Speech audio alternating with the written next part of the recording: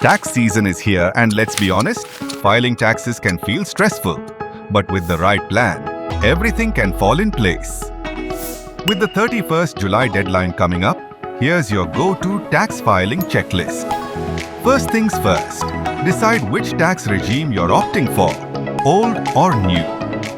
Make a review of all your income sources like salary, business income, bank interest, rental income, freelance earnings, everything. Calculate your taxable income after applying the exemptions or deductions you're eligible for under the various sections of the Income Tax Act. Check for any advance tax you may have already paid to determine your tax liability. You can use online calculators or consult a tax expert for the same.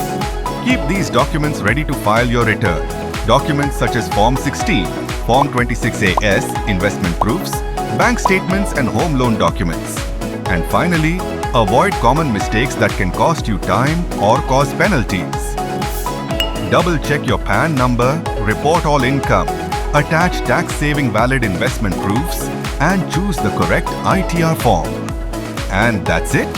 Follow this checklist and file your returns on time. For more updates, subscribe to HDFC Bank.